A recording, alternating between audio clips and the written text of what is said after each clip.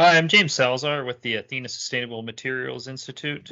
I'm here to talk to you today about the recent industry average LCA and EPD that we've completed for CCMPA. And I'd also like to give a little bit of a background on LCA and EPD, so hopefully it makes a little bit more sense as you go through the new EPD that we've published.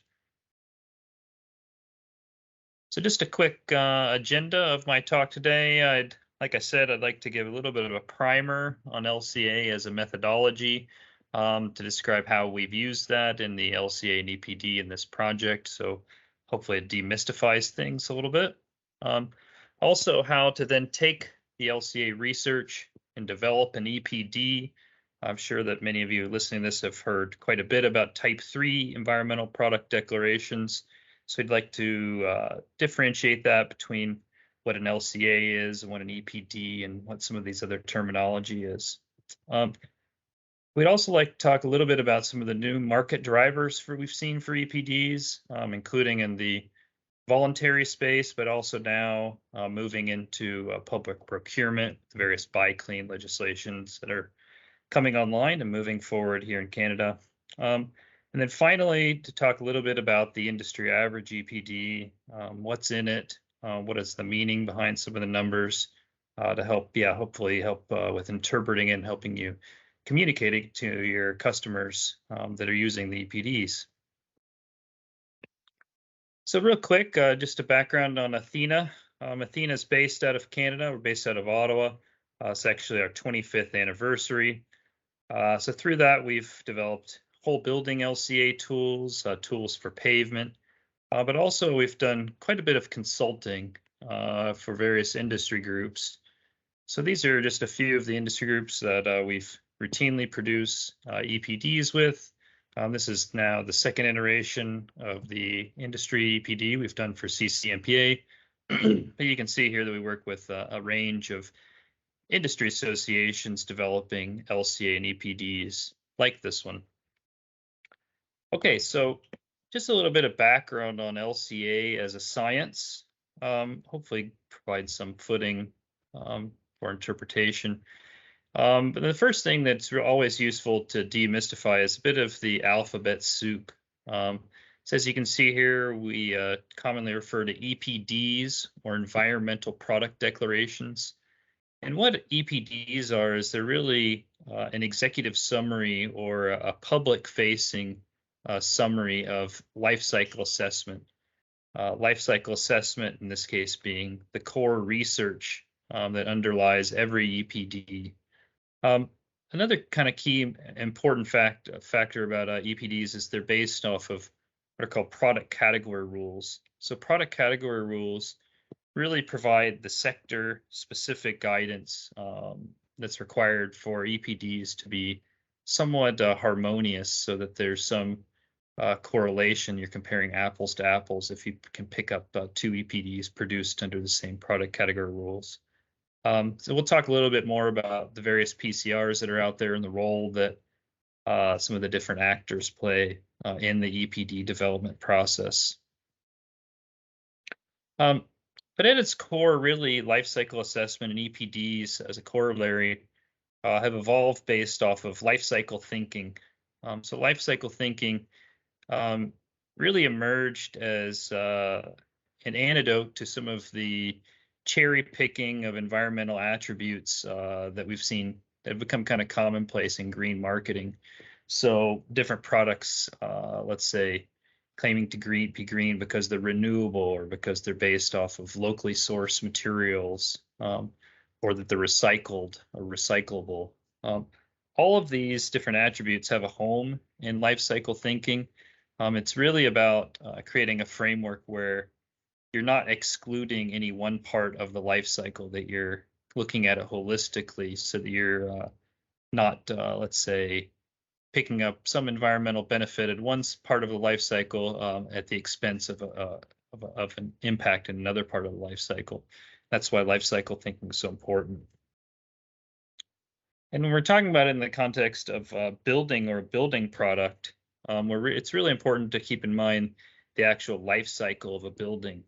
Okay, so that includes everything from the cradle so the production of the raw materials, the production of primary products, like in this case, masonry units, and also in the life cycle of a building, the life cycle of the building itself, the construction, its use and maintenance, and also the processes that occur at end of life, waste treatment, disposal, and also the recycling benefits, which we'll talk about. And it's really common in the world of EPDs, especially, and also somewhat in whole buildings, to perform a cradle-to-gate LCA. What this means is it's just limited to the primary production of the raw materials and the production of the product, the building product. So everything short of shipping that product to a construction site and using it in an actual building. And the reason these are so popular is because this is the part of life cycle that's most certain. And it's also the part of the life cycle that's under the control of the manufacturer. So you're seeing quite a bit of those, and I think you'll continue to see cradle-to-gate EPDs into the future. But it's not to say that cradle-to-grave and this idea of looking at things as a whole life cycle isn't important either, because it definitely is. And it really kind of points to some of the limitations of cradle-to-gate EPDs, especially as they start to being picked up in procurement systems that aren't necessarily understanding the nuances between the performance aspects, some of the downstream impacts of different building materials. So it is important to differentiate that and to understand that when we're talking about EPDs, we're largely talking cradle-to-gate. We're not talking about the construction and the use phase, which would be more project specific. And that's really where whole building LCA, full project LCA comes into play. And I should also mention too, this idea of external benefits. So as per the ISO standards, ISO 21930 in particular, which are the EPD standards in ISO, the benefits of recycling actually fall outside of the product system, outside of the system boundary.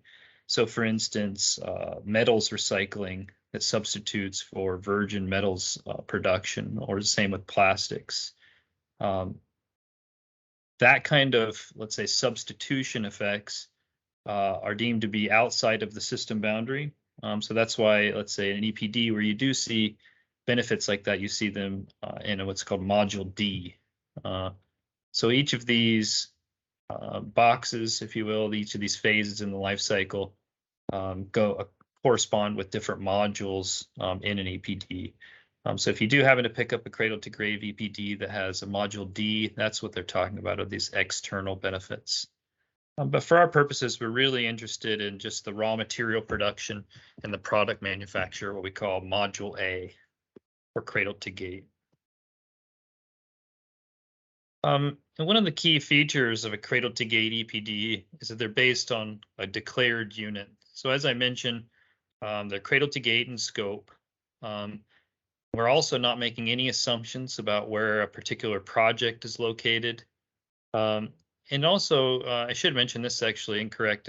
In our case, there is some carbonation that occurs in manufacturing, but there's downstream carbonation effects too during the use phase that would not be picked up in a cradle-to-gate EPD.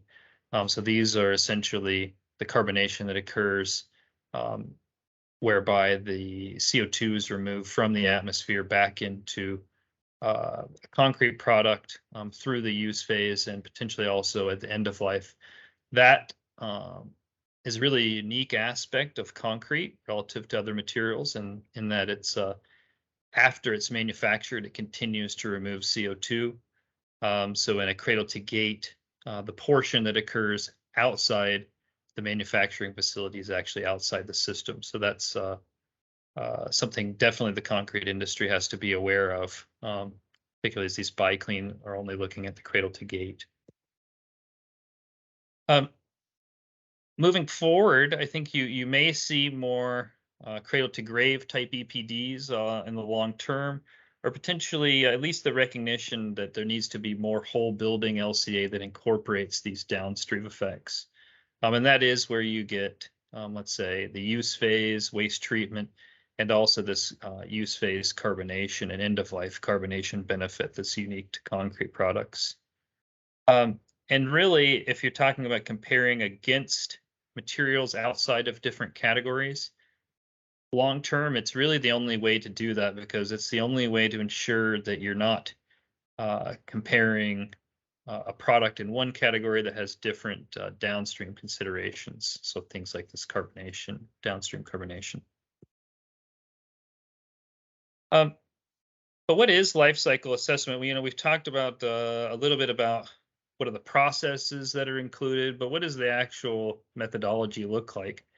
And in its essence, what we're doing is we're starting with a view of the life cycle and what we call the foreground. And then what we do is we track all of the inputs all the way back to their origin from nature, and all the emissions and outputs all the way to their termination with this boundary of nature. So, for instance, if we have an energy input of, let's say, electricity, we're actually needing to track that all the way back to the primary coal extraction or the natural gas extraction, so where it's actually coming into the system from nature. And we actually do that with all downstream processes too. We actually track all combustion emissions, process emissions to they're to the point where there's no what we call intermediary flows. So there's no everything has been accounted for in terms of its environmental impacts, whether it be on the raw material side or in the emission side. And that's really important. That's a key feature of LCA. So what do you actually do with all that data? So what happens is we actually get a grand total we call life cycle inventory for the system. So we call that LCI data. So as a common example, you can think of a process with combustion emissions. The different greenhouse gases have different intensities in terms of their relative global warming potential, relative to CO2, I should say. So those are all actually scaled differently. So an emission of carbon dioxide is assessed with a characterization factor of 1, whereas methane, which is a much more potent greenhouse gas, would get characterized with a factor of 25. So we essentially do that for each of the emissions, in this case, each of the different greenhouse gases that are emitted across the life cycle in every process. In this case, we can sum them up and get a total in terms of the units of kilograms CO2 equivalent. So we essentially normalized everything back to CO2. And that's that's the industry standard for reporting on carbon footprint. But what makes LCA somewhat unique relative to, say, a carbon footprint is that we perform this similar analysis for several different impact categories. So not just global warming, even though that's definitely the impact that gets the most attention. We actually perform a similar analysis on acidification, eutrophication, and some of these other impacts, fossil fuel depletion, etc. And you'll see in a second as we go through the EPD results, there's about 25 different indicators that we're actually modeling and tracking through the assessment. Okay, so once you've done all of this nice research on the LCA of a product, you've, let's say, started in the foreground where you've brought in your production facility operations, and you've, in our case, modeled that all the way back to the cradles, so back to the extraction of limestone, the production of cement, the extraction of other raw materials, aggregates, and you've modeled all of those combustion emissions such that there's nothing left in the system except inputs from raw material and outputs. And we've then scaled and calculated the environmental impacts. We've done all of the core research. The next step is to get that information out into the public, and to do so in a credible and verified way, but in a way that it allows the user to pick it up and hopefully get into the information quickly, and to understand that if it's based off of a set of standards and rules, that it's credible and they can digest the information without necessarily having to read the entire background research document. So that's really what an EPD is.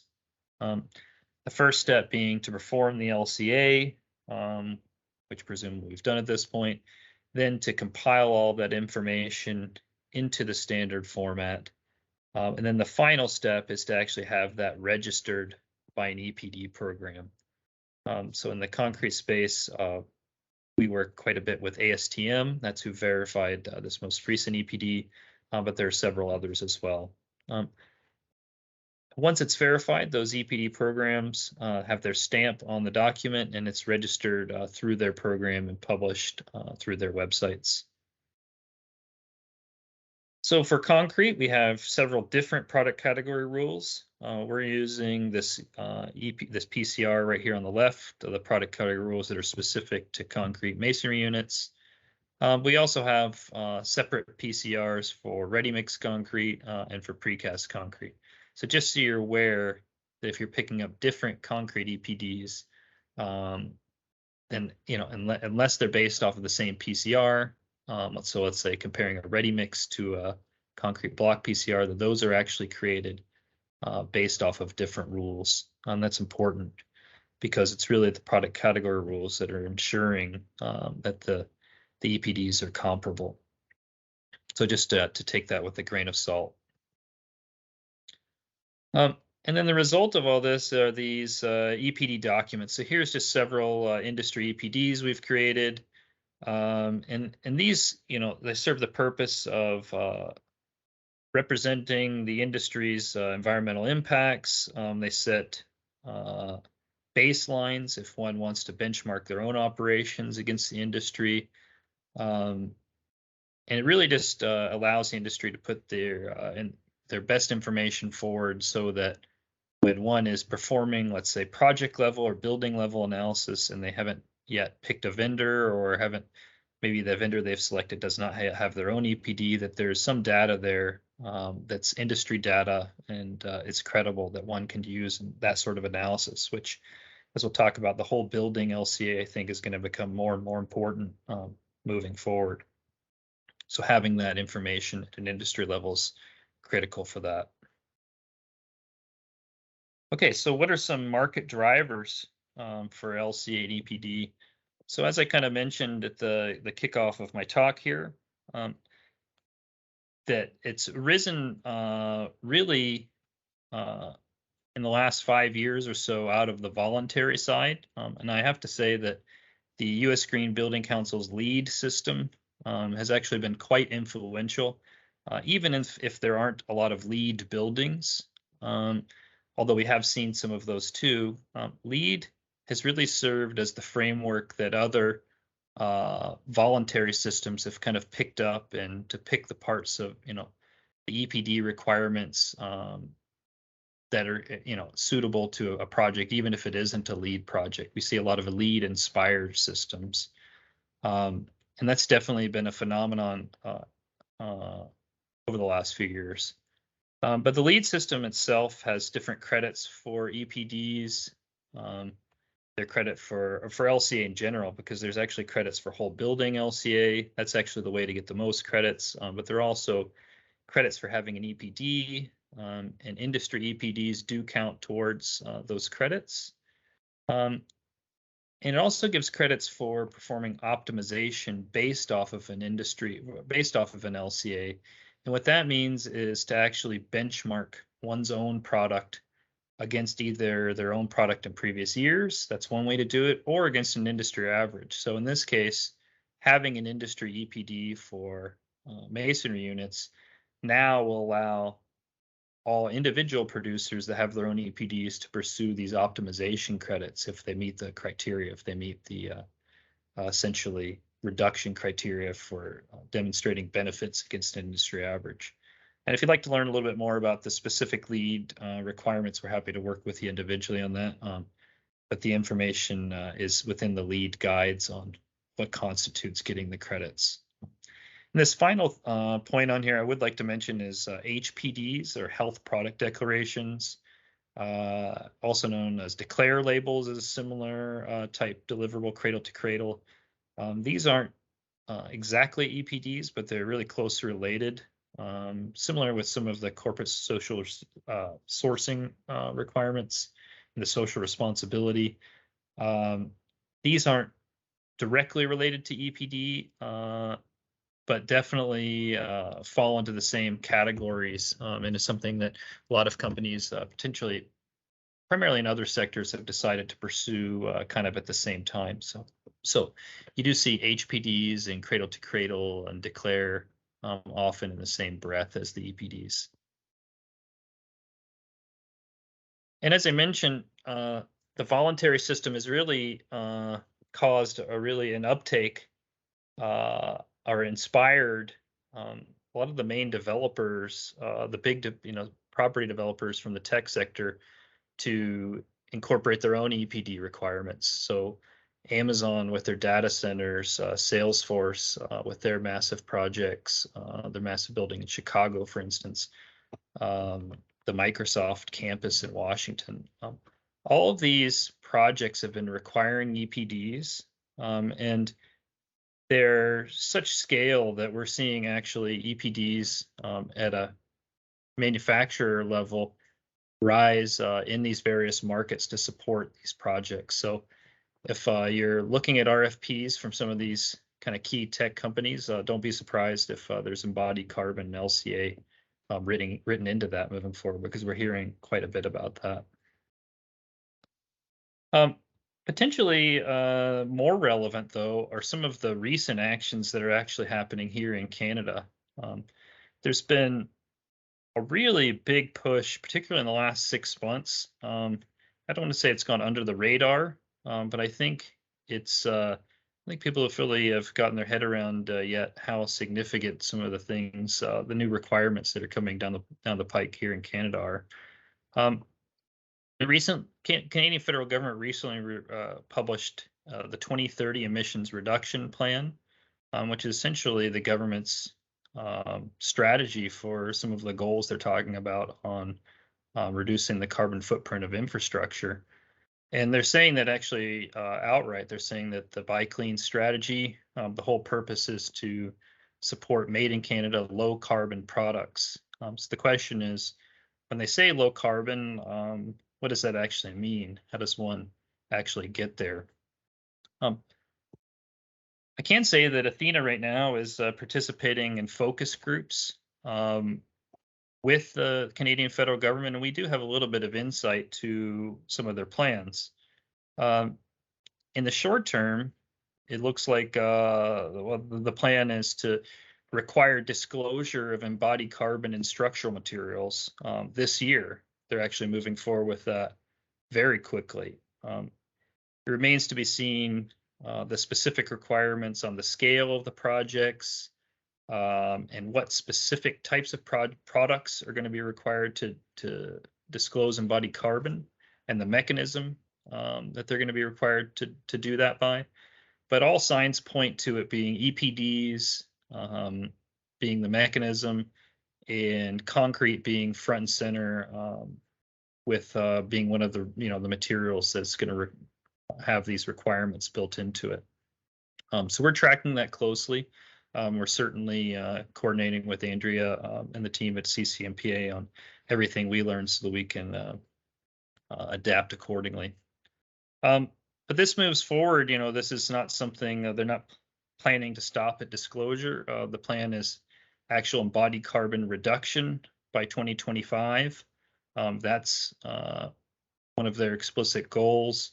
So one can, track basically the industry EPDs, and we can see rolling improvement over time.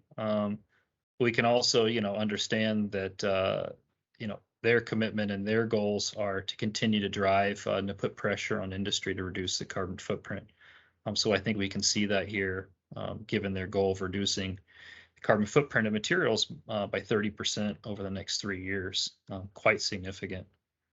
And they're also now, as I mentioned previously, recognizing the shortcomings of cradle-to-gate LCA and EPDs, and moving towards protocols that I would say are more advanced or mature than some of the procurement strategies, the Buy Clean. They're just requiring EPDs.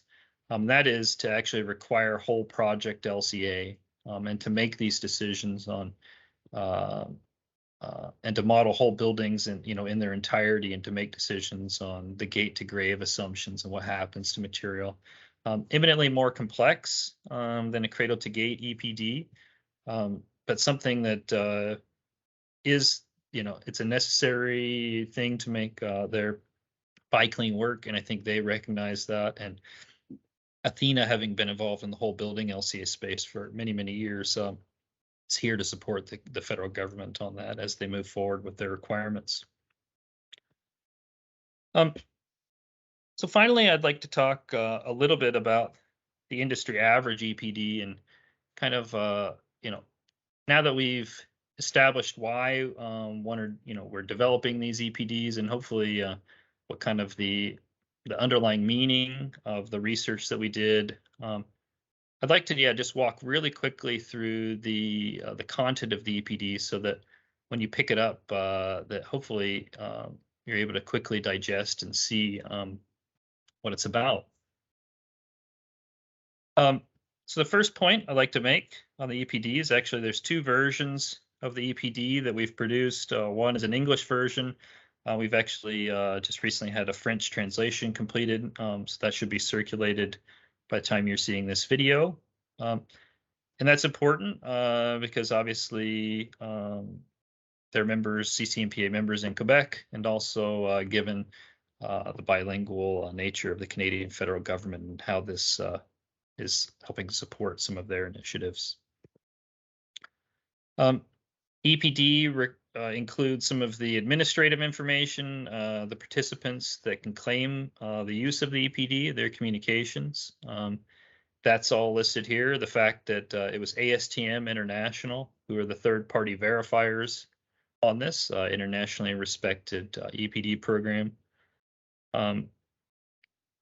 And also quite a bit of administrative information. These are abbreviated documents.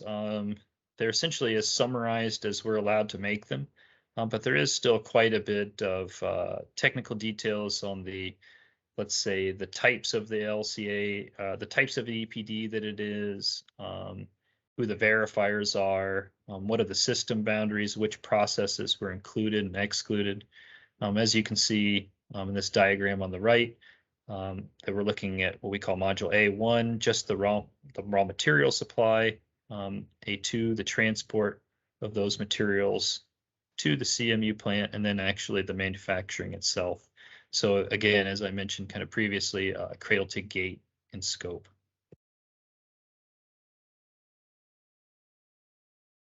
And finally, and most importantly, the results themselves. You can see that we broke the industry into an east and a west region. So that actually reflects the fact that there's different supply chains in those, different suppliers, different distances from those suppliers to manufacturing facilities, and also then different electricity grids, et cetera. So there's enough differentiation across the country that it made sense to separate it into an east and a west region. And we're also providing results, as you can see here, based on what we call Module A1, A2, and A3. So you're getting the detailed breakdown of the results for the raw materials, and also the transportation of those raw materials to the CMU plant, and then the actual manufacturing in Module A3. We won't go too far into the numbers, but essentially that's, if you're going through the EPD, you'll see the different results for lightweight and normal weight blocks in the east and west region. One point I would like to make here is, this top line, the result that everybody's most concerned about, the global warming potential, the carbon footprint. The carbon footprint for these products includes a negative number for carbonation. So as I mentioned previously, the downstream carbonation, the carbonation during use and end of life, is not included, but what is included is the actual carbonation that occurs at the production facility. So based off of really cutting edge research coming from NCMA, we have these factor here of minus 21 kilograms CO2 equivalent for the actual carbonation that occurs at the plant. So you'll see that essentially netted out from the total carbon footprint. So thank you. Please, I imagine if you're watching this recording, you have my contact information, but please don't hesitate to reach out to myself personally and obviously to Andrea as a point of contact with CCMPA.